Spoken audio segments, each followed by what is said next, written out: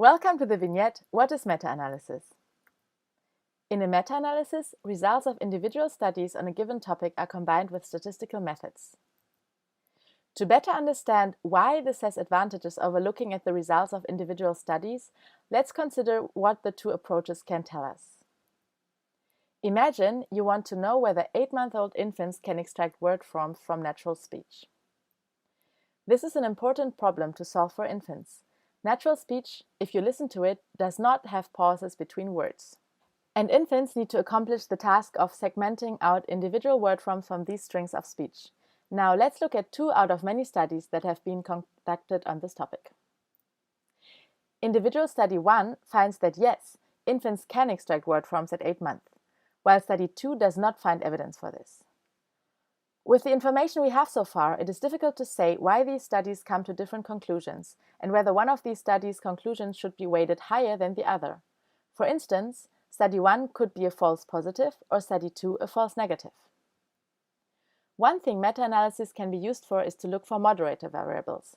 For instance, in this case, it turns out that study 1 was carried out with American English learning children in the US, while study 2 was carried out with Dutch learning children in the Netherlands. Of course, it is hard to say from these 2 studies alone that infants' native language was the cause for the diverging results. However, putting together all studies on one phenomenon allows us to make better generalizations on the impact of moderator variables. Still, the point about the native language effect could have been made by means of a qualitative review. Crucially, though, meta-analysis enables a quantitative synthesis of data. This involves, for instance, the weighting of studies based on their precision, which is closely related to sample size, with bigger studies having higher precision. Another factor that influences precision is the variability within the sample. In this case, study 1 and 2 have exactly the same sample size, meaning that they will be weighted similarly in a meta-analytic model. Other studies might, however, have smaller or bigger sample sizes and smaller or larger variability and will be weighted accordingly. In addition to weighting, meta-analysis also allows to assess the relative influence of different moderator variables.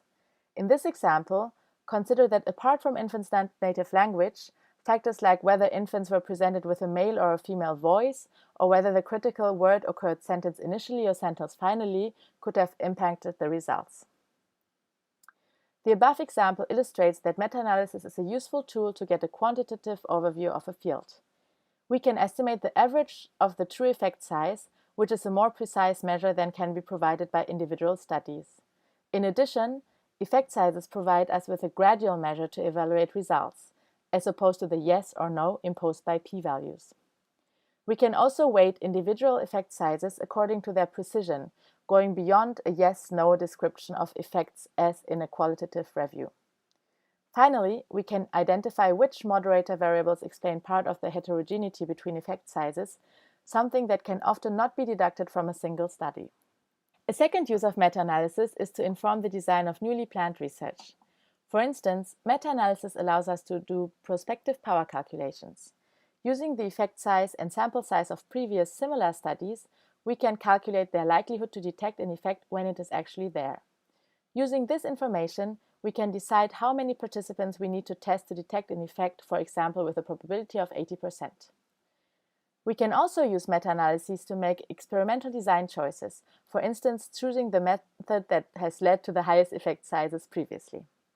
Thank you.